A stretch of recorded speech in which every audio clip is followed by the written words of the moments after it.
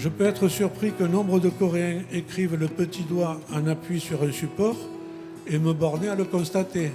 Vous savez, en France, on n'appuie pas le petit doigt sur la table pour écrire. Alors dès que j'ai le désir de comprendre et de connaître l'origine de ce geste, c'est une nouvelle connaissance qui s'offre à moi.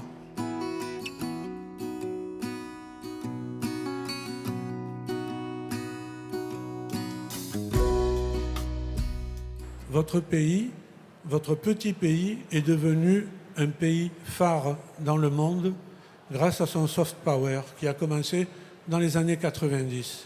Mais le soft power ne serait rien sans les Coréens eux-mêmes. Ce qui fait la force d'un pays, ce n'est ni son armée, ni son économie, c'est son peuple. Au bout de 25 ans de voyage, à raison de 2 ou 3 voyages par an, après avoir accumulé tant de rencontres, tant d'anecdotes, tant d'étonnements, après avoir observé tant de situations pour lesquelles je n'avais pas toujours la réponse, j'ai eu envie d'écrire ce livre, un livre sur les étonnements. Je voulais sortir des grands cadres de l'analyse culturelle pour me fondre dans le quotidien des Coréens, pour comprendre un pays à travers ses habitants. Je voulais observer sans analyser. L'idée de ce livre m'est venue un jour où, déjeunant avec des amis écrivains et critiques littéraires, je leur ai dit « Savez-vous pourquoi vous écrivez en posant le petit doigt sur la table ?» Alors ils se sont tous regardés bizarrement et ils se sont mis à écrire comme des écoliers. Et ils se sont aperçus effectivement que les Coréens écrivent en posant le petit doigt sur la table. Ce geste que font tous les Coréens à longueur de journée, les Coréens eux-mêmes ne s'en rendent pas compte. Le fait en lui-même est insignifiant, mais ajouté à d'autres, il contribue à établir un portrait des Coréens. J'ai donc écrit sur ce qui m'étonne en Corée, non pas ce qui me surprend, car la surprise est rarement un motif de réflexion. On est surpris par quelque chose, un point c'est tout.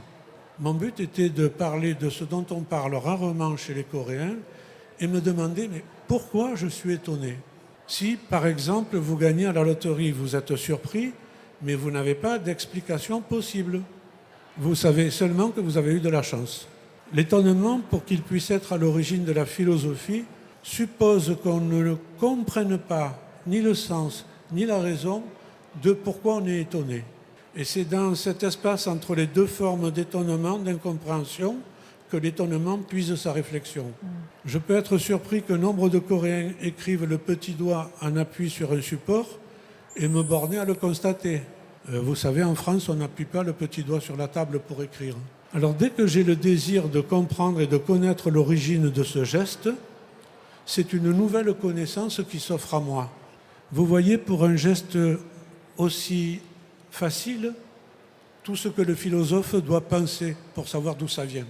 Un autre exemple que je vais vous donner sur l'étonnement. Nous dînions avec ma femme dans un restaurant quand entre et s'installe un jeune couple avec un bébé de quelques mois. Vraiment un petit bébé. Alors les parents s'installent, la serveuse installe le bébé sur une chaise haute, le bébé regardait autour de lui dans le restaurant et soudain quand il me voit, il s'incline. Alors je souris parce que j'adore les bébés. Et il s'incline encore. Alors j'étais étonné qu'à un si jeune âge, il ait déjà appris à s'incliner. Voilà un étonnement. Bien sûr, je n'ignore rien de la puissance d'imitation des enfants, ni de la puissance éducative des Coréens à l'adresse de leurs enfants. Je sais très bien que dès le plus jeune âge, on apprend la salutation respectueuse aux enfants. Et ensuite, dans bon nombre de situations, surtout à l'école, il va y avoir la poursuite de cette éducation. Mais avouez qu'à ce si jeune âge, il y a de quoi s'étonner. Un autre élément qui me touche beaucoup et que j'ai beaucoup écrit dans ce livre, c'est la gentillesse et la générosité des Coréens. Ces deux qualités qu'on rencontre assez souvent. Alors je me demande si c'est ma position d'occidental qui est la cause. On veut être gentil avec moi. Et vous pourriez me demander, mais pourquoi ces deux qualités, la gentillesse et la générosité, ça vous étonne? Je répondrai que cet étonnement me fait réfléchir. Par exemple, est-ce que ces qualités sont seulement affaires personnelles?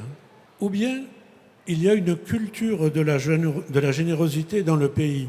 Ça veut dire que cette qualité serait une qualité sociale. Par son histoire, par les difficultés qu'il a vécues, par sa philosophie traditionnelle, un peuple, les Coréens, aurait appris la générosité comme une condition de la solidarité. Autrement dit, il n'y aurait plus une qualité individuelle, mais une qualité collective. Voilà à quoi sert un étonnement, à m'interroger sur ce que j'observe.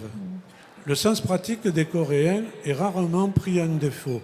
Particulièrement le midi, j'ai remarqué que beaucoup de salariés mangeaient la veste sur le dos. Évidemment, c'est plus pratique quand on n'a pas beaucoup de temps pour manger, mais j'ai remarqué qu'il la gardait aussi le soir. Donc, étant étonné, j'ai essayé de penser l'étiquette coréenne. Dans la culture traditionnelle de Corée, le repas doit être pris en silence, en mangeant lentement, très concentré.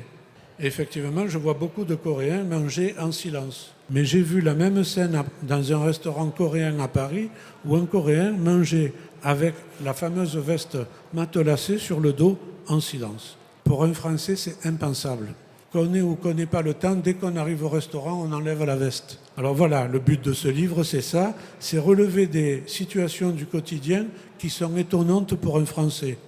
Mais si ce Français fait l'effort de comprendre au-delà de l'étonnement, alors il découvre la culture quotidienne dans le moindre geste des Coréens. Je voudrais vous dire que j'ai été très heureux ce soir de parler devant vous. Et pour conclure, je dirais que quand on ne sait pas dire à un peuple qu'on l'aime, on fait un livre. 감사합니다.